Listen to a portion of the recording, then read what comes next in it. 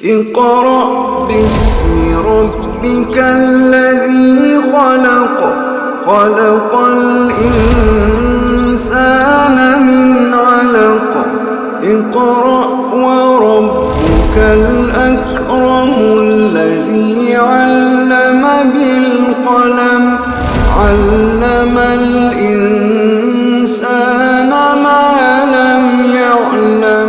بسم اللہ الرحمن الرحیم۔ سورۃ الحدید، سورت نمبر 57 57 اور 27واں پارہ اس کی آخری سورت ہے۔ بسم اللہ الرحمن الرحیم۔ سبح للہ ما فی السماوات والارض۔ ان صورتوں کی کچھ خاص باتیں نوٹ کر لیں کہ یہ صورتیں جو ہیں مدینہ منورہ میں نبی اکرم صلی اللہ علیہ وسلم کے قیام کے سیکنڈ ہاف میں نازل ہوئی ہیں۔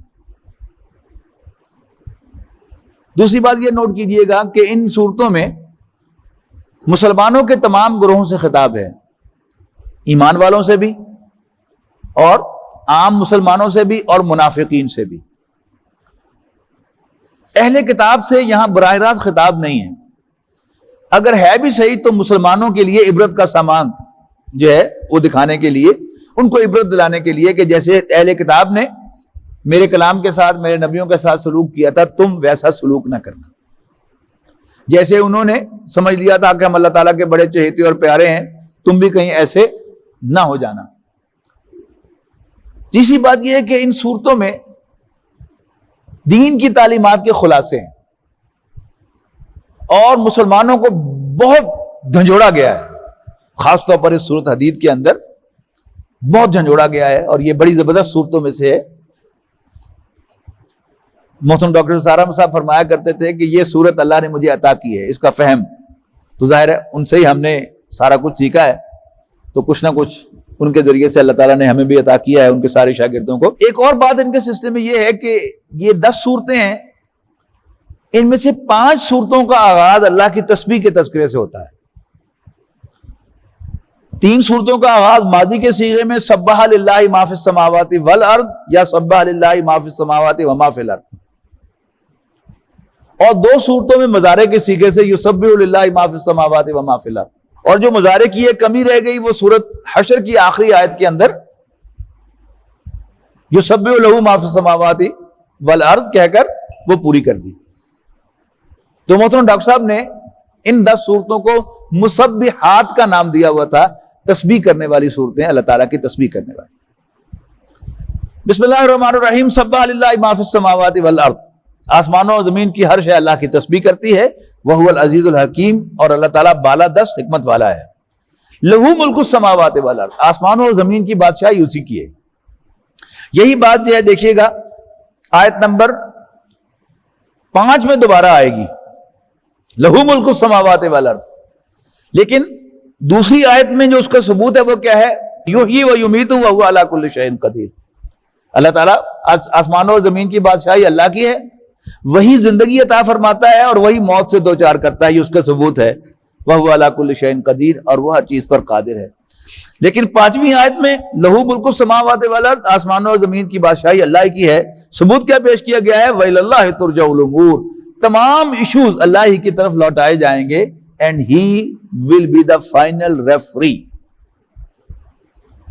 تو لہو ملک السماوات والارض، آسمانوں اور زمین کی بادشاہی اللہ کی ہے۔ یحیی و یمیت، وہ زندگی اور موت دیتا ہے، وہو علی کل شیء قدیر، اور وہ ہر چیز پر قادر ہے۔ هو الاول والآخر والظاہر والباطن، وہی پہلا ہے اور وہی آخری، اور وہی ظاہر ہے اور وہی باطن ہے۔ یہ قرآن مجید کی مشکل ترین آیات میں سے ہے۔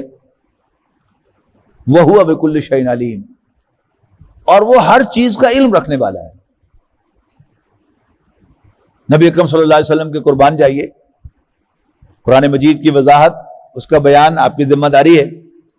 تو نبی اکرم صلی اللہ علیہ وسلم کے تہجد کے جو معمولات ہیں، ان میں ایک معمول کیا ہے کہ آپ جب بیدار ہوتے تھے تو آپ فرماتے تھے کہ یا اللہ انت نور السماوات والارض، تو آسمانوں اور زمین کا نور ہے،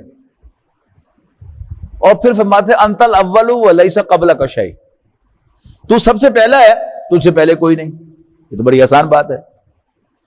وانت الآخر، اور تو آخری ہے، وَلَيْسَ بَعْدَكَ شَيْءٌ، اور تیرے بعد کوئی نہیں. یہ بھی بڑی آسانی سے سمجھ میں آنے والی ہے کہ یہ کائنات ختم ہو جائے گی، اللہ کا وجود باقی رہے گا. جب کچھ نہیں تھا تو بھی وہ تھا، اور جب کچھ نہیں ہوگا تو بھی اللہ موجود ہوگا. ظاہر کہتے ہیں انسان کی پیٹھ کو، اور ظاہر کہتے ہیں غالب کو بھی، اور ظاہر کہتے ہیں کہ جو پیٹھ کے اوپر سوار ہو، یعنی اوپر کے معنوں میں. تو وہ انت ظاہر ہو، تو سب سے اوپر ہے. وَلَيْسَ فَوْقَكَ شَيْءٌ، تیرے اوپر بھی کوئی نہیں. اور بطن کہتے ہیں پیٹ کو، اور پیٹ نیچے ہوتا ہے. وَأَنْتَ الْبَاطِنُ، تو سب سے نیچے ہے. وَلَيْسَ تَحْتَكَ شَيْءٌ، تیرے نیچے بھی کوئی نہیں. یہاں پھر ایک عام آدمی کے لیے تو بڑی آسان سی بات ہوگی نا، سمجھ میں آ گئی بات. لیکن جو آدمی ذرا غور و فکر کرتا ہے، گہرا جاتا ہے بات میں، وہ پریشان ہو جاتا ہے کہ پھر ہم کہاں ہیں. ایک بڑھیا آئی نبی اکرم صلی اللہ علیہ وسلم کے پاس، اس نے پوچھا کہ میرا رب کہاں ہے؟ آپ نے آسمان کی طرف اشارہ کیا کہ اوپر آسمان پر. لیکن آج ہم جس دنیا میں رہ رہے ہیں تو ہمارا آسمان کہاں ہے؟ ہمارے اوپر. اور کیلیفورنیا کا آسمان کہاں ہے؟ ہمارے نیچے. تو پھر ہم کہاں ہیں؟ ہے نا یہ سوال. اللہ تعالیٰ نے جن لوگوں کو ان فلسفیانہ دلچسپیوں سے بچا کے رکھا ہوا بڑے خوش قسمت لوگ ہیں. لیکن جس کو اللہ تعالیٰ نے ایسا مائنڈ دیا ہے کہ وہ پروو کرتا ہے، سوچتا ہے کہ پھر اس کا مطلب کیا ہوا، پھر ہم کہاں ہیں، اس کے لیے بڑی پریشانی ہے. اس کے دو جو ہیں وہ ہمارے ہاں ایکسٹریمز پائے جاتے ہیں. ایک تو مشرکانہ تصور ہے ہماؤست کا، پینتھیزم. یہ کیا ہے کہ اللہ تعالیٰ اور یہ کائنات، یہ دو چیزیں نہیں ہیں علیحدہ علیحدہ. اللہ تعالیٰ ہی نے معاذ اللہ اس کائنات کی شکل اختیار کر دی، لہذا ہر چیز خدا ہے. خاک وطن کا مجھ کو ہر ذرہ دیوتا ہے. گاؤں بھی ماتا ہے، سب کچھ خدا ہے.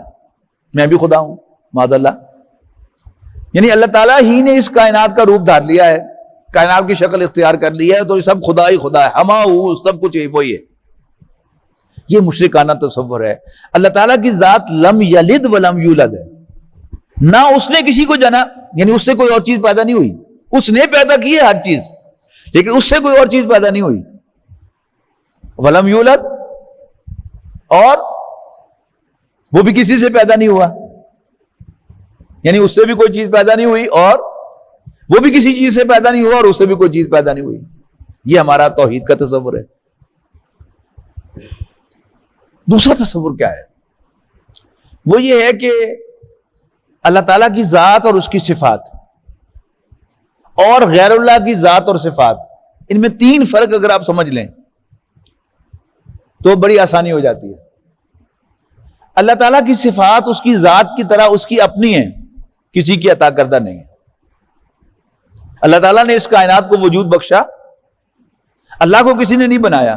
اللہ تعالیٰ کا وجود اس کا اپنا ہے، کسی کا دیا ہوا نہیں ہے. جبکہ میرا وجود، آپ کا وجود، درختوں کا وجود، اور اس پوری کائنات کا وجود، آسمان کا وجود، زمین کا وجود، ستاروں کا وجود، سورج کا وجود، چاند کا وجود، اللہ کا بخشا ہوا وجود ہے، وہ از خود موجود نہیں ہے. ٹھیک؟ تو اس کو اس طرح میں کیا کہتے ہیں کہ اللہ تعالیٰ کی تمام صفات اس کی ذاتی ہیں، اس کا وجود بھی اس کا اپنا ہے، اور غیر اللہ کی تمام صفات اور ان کا وجود وہ ذاتی نہیں ہے، عطائی ہے، اللہ کا عطا کرتا ہے، گرانٹڈ ہے، پرسنل نہیں ہے. دوسرا فرق، اللہ تعالیٰ کی صفات ان لمیٹڈ ہیں، مطلق ہیں، ایبسولوٹ، ان کی کوئی حد نہیں ہے. اللہ کتنا بڑا ہے، وی ہیو نو آئیڈیا. بڑا بڑا بڑا بڑا ان لمیٹڈ بڑا. جبکہ غیر اللہ میں سے کوئی کتنا بے شک بڑا ہو جائے، اس کی بہرحال ایک لمٹ ضرور ہے. یعنی ایک چونٹی کے مقابلے میں ہم بڑے ہیں، ہمارے مقابلے میں ہاتھی بڑا ہے کہ نا. ایک ذرے کے مقابلے میں ایک کوئی چیز ہے وہ بڑی ہے، اس سے بڑی چیز ہے، پھر اس سے بڑی چیز ہے، پھر زمین ہے، پھر اس سے بڑا سورج ہے، اور سورج سے بھی بڑی بڑی گلیکسیز ہیں. لیکن ہر چیز جتنی مرضی بڑی ہو جائے وہ محدود ہے، وجود بھی محدود ہے، اور اس کی اگر کوئی صفت ہے اس کی بھی کوئی حد ہے. صفت سے کیا مراد ہے؟ دیکھنا. ہم دیکھتے ہیں نا، عقاب بھی دیکھتا ہے، عقاب کی نظر ہم سے زیادہ تیز نہیں. ہم سونگتے ہیں، چونٹی بھی سونگتی ہے، لیکن چونٹی کتنا کیسا سونگتی ہے اس کو ہم سب کو تجربہ ہے کہ کوئی چیز رکھ کے دیکھیں اور پھر دیکھیں کہ چونٹی پہنچتی کیسے ہے وہاں تک. اس کی سمیل ہم سے زیادہ تیز ہے، لیکن اس کی بھی لمیٹڈ ہے، ہماری بھی لمیٹڈ ہے. ہم سنتے ہیں اور جانور بھی سنتے ہیں، لیکن بہرحال کوئی کم سنے گا، کوئی زیادہ سنے گا، لیکن لمیٹڈ سارے ہوں گے. وجود بھی لمیٹڈ، صفات بھی لمیٹڈ. یہ دوسرا فرق ہے اللہ کی صفات میں اور غیر اللہ کی صفات میں. اللہ تعالیٰ ہر چیز پر قادر ہے، سب کچھ دیکھنے والا ہے، سب کچھ جاننے والا ہے، تمام حکمتیں اسی کی ہیں. اس کی ہر صفت جو ہے وہ لامحدود ہے، غیر اللہ کی محدود ہے. تیسرا فرق کیا ہے کہ اللہ تعالیٰ کی صفات قدیم ہیں. قدیم اردو والا قدیم نہ سمجھیے، اس کا مطلب ہے eternal, since ever, for ever. ہمیشہ سے ہیں اللہ کی صفات اور ہمیشہ رہنے والی ہیں. غیر اللہ کی صفات حادث ہیں. حادث حادثہ، ہو جانے والا. کیا مطلب ہے اس کا؟ ہمیشہ سے نہیں ہے، پری پلانڈ نہیں ہے. اللہ تعالیٰ کے پلان میں ہے لیکن ہمیشہ سے اس کا وجود نہیں ہے. تو حادث they are when they are, جب ہیں سو ہیں. آج میں دیکھتا ہوں، اس کا ثبوت نہیں ہے کہ میں کل بھی دیکھتا تھا، اور اس کا ثبوت بھی نہیں ہے کہ کل بھی دیکھوں گا.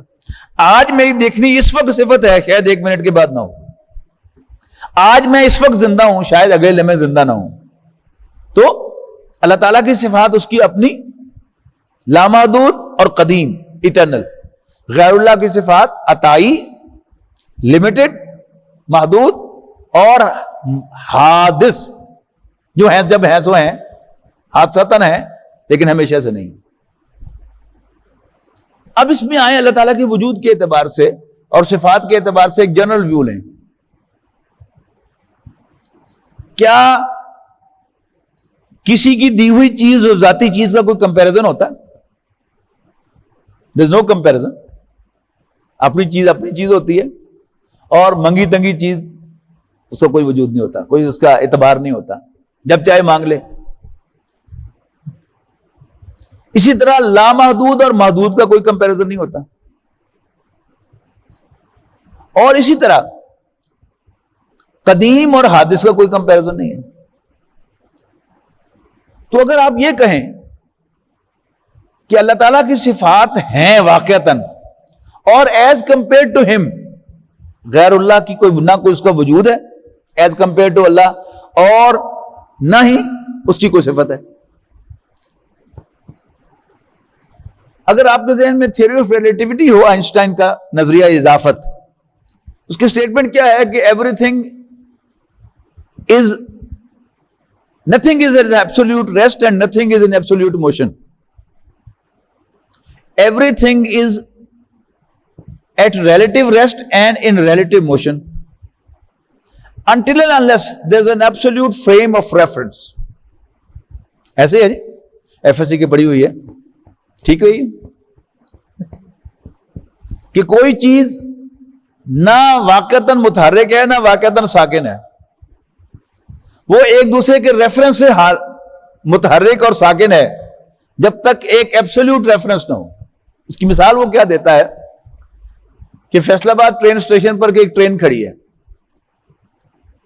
آپ اس کے اگلے ڈبے پر سوار ہیں، ٹرین چل پڑتی ہے، تو اگلا ڈبہ جو تھا، اگلا ڈبہ جو ہے ٹرین کا، وہ کہاں پر ہے؟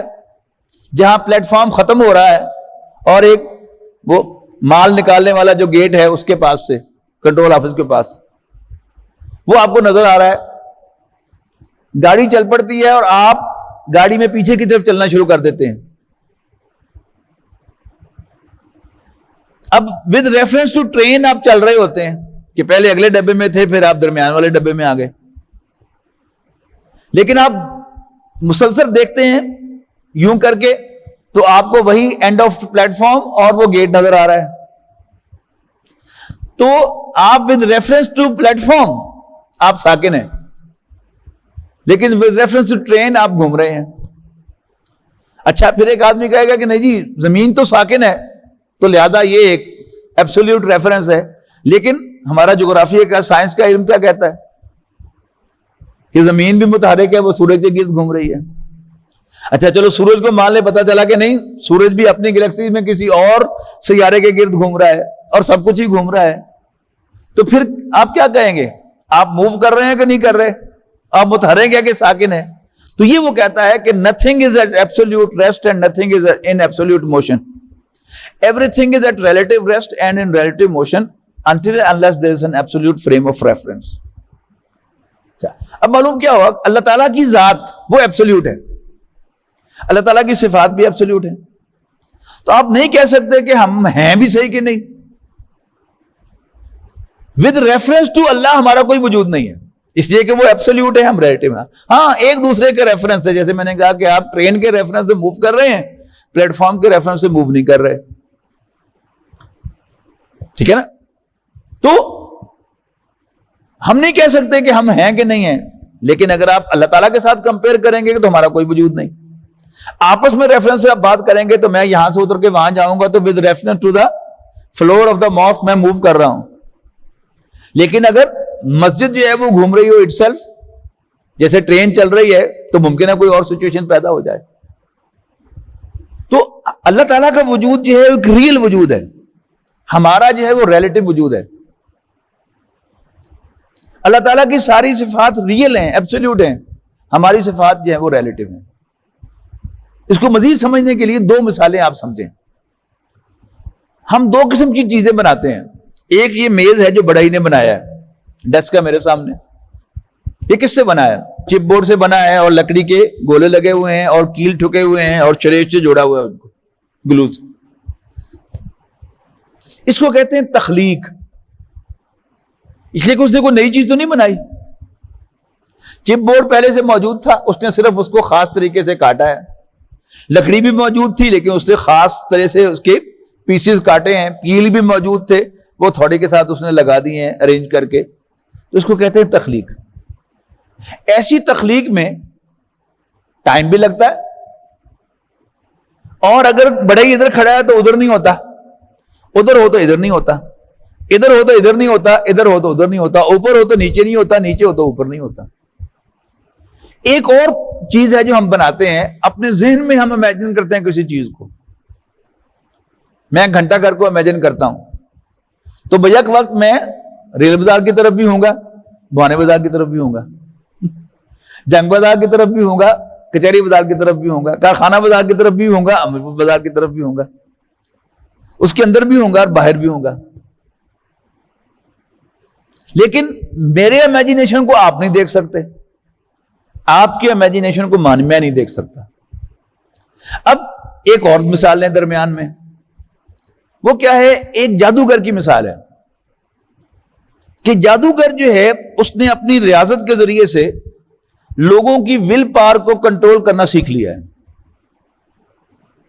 وہ آپ کی ول پاور کو, دیکھنے کی طاقت کو کیپچر کر لیتا ہے اور کہتا ہے کہ او دیکھو گھنٹہ گھر. تو ہم سارے بیوقوف جو ہیں وہ کہیں گے ہاں جی گھنٹہ گھر, حالانکہ گھنٹہ گھر تو بیٹھا ہوا شہر. تو یہ ایک تخلیق اس نے ہمیں دکھائی ہے, نظر آ رہی ہے لیکن ہے نہیں. یعنی ریلیٹو کریں نا, یعنی ہمارے پاس وہ امیجنیشن پاور نہیں ہے جو جادوگر نے ریاضت سے حاصل کی ہے.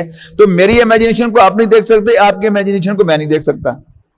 لیکن ایک جادوگر جو ہے وہ اپنی امیجنیشن ہمیں دکھا دیتا ہے. لیکن جادوگر بھی کیا ہے؟ وہ ریلیٹو ہے, اللہ کے مقابلے میں اس کی کیا ہے حیثیت.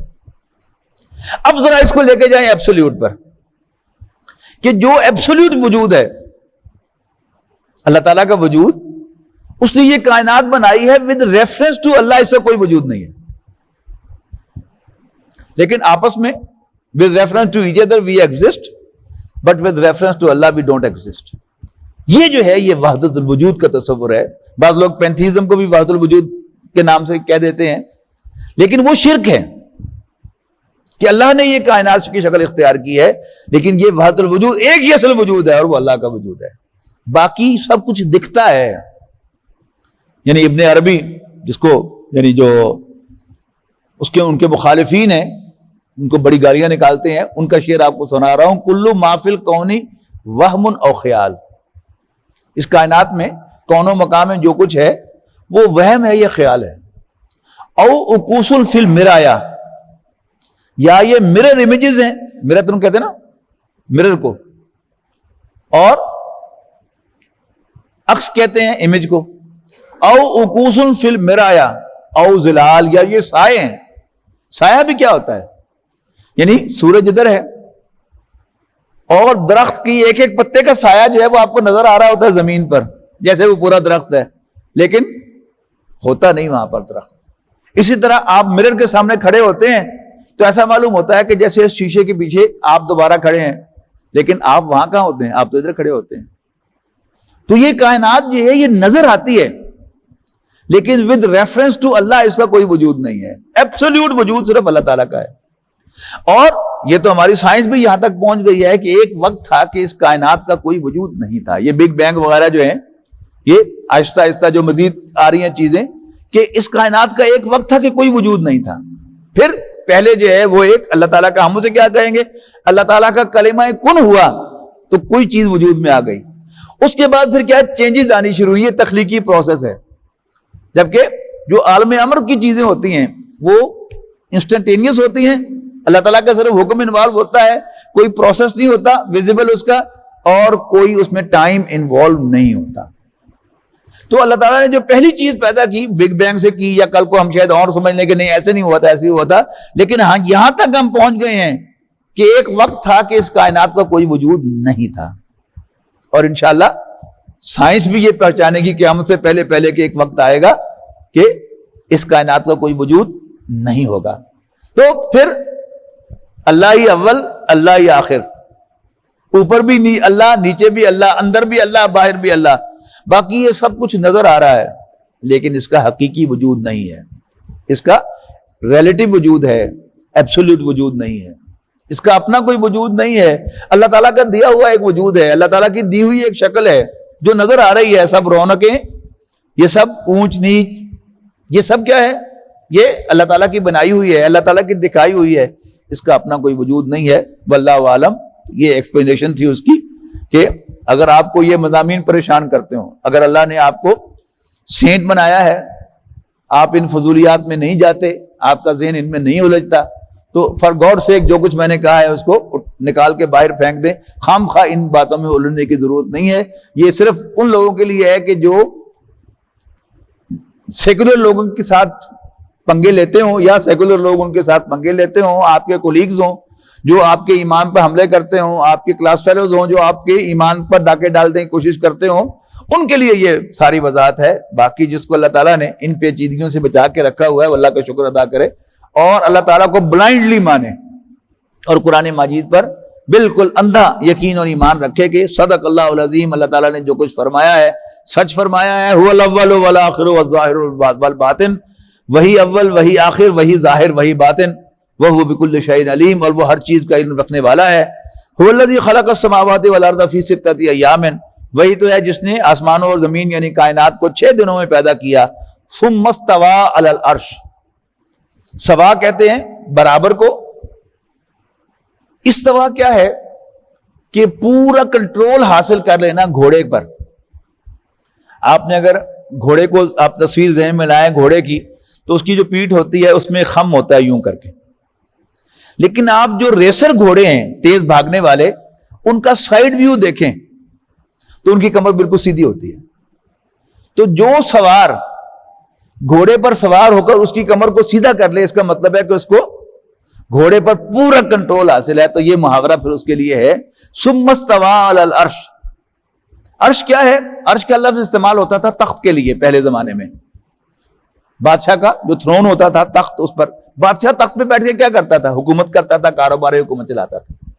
تو اب اس تخت کی حقیقت کیا ہے؟ یہ بھی ہمارے عقائد میں 2 گروہ شروع سے پائے جاتے ہیں۔ ایک ہمارے ہاں عقائد کا جو امام ہے وہ یہ کہتے ہیں کہ یہ سب محاورے ہیں، ان کی کوئی حیثیت نہیں ہے. اللہ تعالیٰ کا کوئی عرش نہیں ہے، کوئی تخت نہیں ہے، بس یہ صرف محاورے ہیں.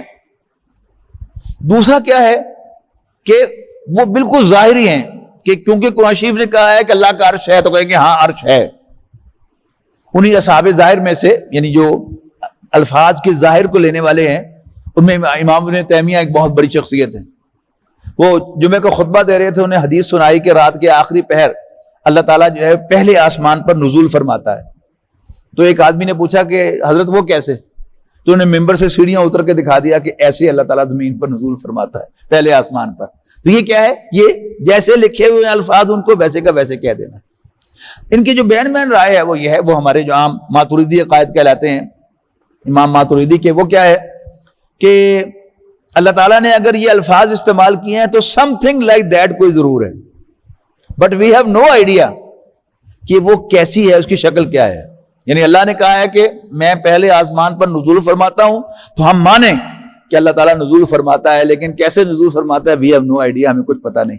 لیکن صدق اللہ العظیم، صدق رسول اللہ صلی اللہ علیہ وسلم، اللہ کے رسول نے بھی سچ فرمایا ہے، اللہ نے بھی سچ فرمایا ہے، ایسا ہی ہے، لیکن ہاؤ وی ڈونٹ نو. تو ثم استوى علی العرش، عرش کیا تھا؟ جس پر بادشاہ بیٹھ کر حکومت کیا کرتا تھا.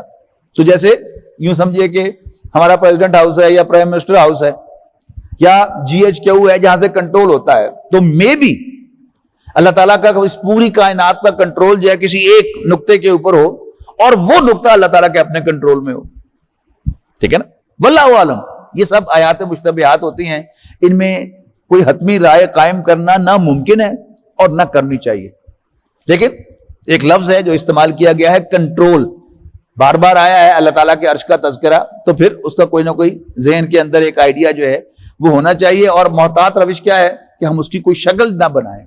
جیسے جنت کے بارے میں ہم کوئی شکل نہیں بنا سکتے، نہ ہم کہہ سکتے ہیں کہ جنت کا آم کیسا ہوگا، جنت کا سیب کیسا ہوگا، جنت کا انار کیسا ہوگا.